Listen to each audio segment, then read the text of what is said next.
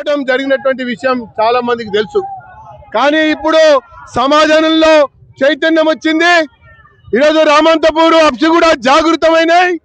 ఖచ్చితంగా స్ఫూర్తిదాయకమైనటువంటి మహనీయులు, ప్రేరణదాయకమైనటువంటి మహనీయులు, పోరాటానికి పెట్టింది పేరుగా ఉన్నటువంటి మహనీయులతో పాటు మరి సామాజిక సాధికారికత కొరకు దేశం యొక్క సమైక్యత సమగ్రతలకి కట్టుబడి ఉండేటువంటి దేశభక్తిని పెంపొందింపజేయాలన్నటువంటి ఆలోచనతో మహనీయుల విగ్రహాల్ని ఏర్పాటు చేయాలని చెప్పని డిమాండ్ చేయడం కొరకే ఈ యొక్క ఊరేగింపు అని చెప్పని నేను పేర్కొంటా ఉన్నా.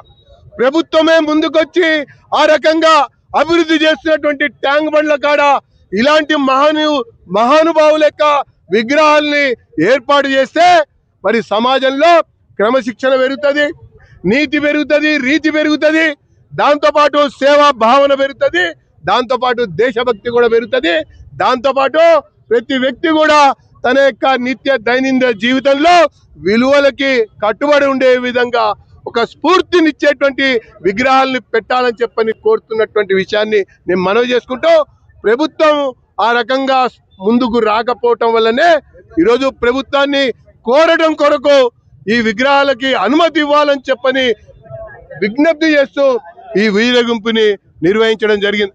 ఒక వీర యోధుడు ఉగ్రవాదుల్ని మట్టు పెట్టినటువంటి మరి కెప్టెన్ వీరరాజారెడ్డి విగ్రహం పెడితే అంటే కూడా పెట్టనిటువంటి ప్రభుత్వాలు, అలాగే ఈ యొక్క హైదరాబాద్ విమోచన గావించి మరి హైదరాబాద్ విమోచన దాంతో పాటు తెలంగాణ ఏర్పాటులో కీలకమైనటువంటి మరి వ్యక్తిగా ఉన్నటువంటి సర్దార్ వల్లభాయ్ పటేల్ యొక్క విగ్రహాన్ని ఏర్పాటు చేస్తామంటే కూడా అడ్డుకున్నటువంటి రోజులు మనకు కనబడ్డటువంటి విషయం.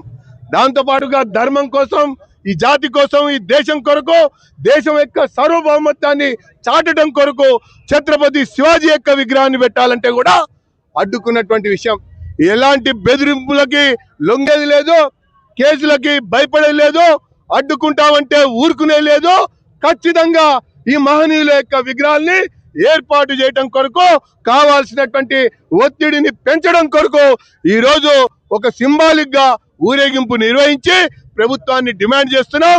ప్రభుత్వమే ముందుకొచ్చి ఆ రకంగా విగ్రహాలు పెట్టడానికి అనుమతిస్తే సరే, లేకపోతే ప్రత్యక్ష చర్యకి దిగడమే కాకుండా ఈ రామంతపూర్ అప్సిగూడ ప్రజానీకం అంతా కూడా ఏక త్రాటిపైన ఉన్నారు అన్నటువంటి విషయాన్ని ఒక బంధు ద్వారా కూడా మేము చెప్పుతాము అన్నటువంటి విషయాన్ని కూడా మనవి చేస్తూ ప్రభుత్వం దిగి రావాలి, జిహెచ్ఎంసీ కళ్ళు తెరవాలి.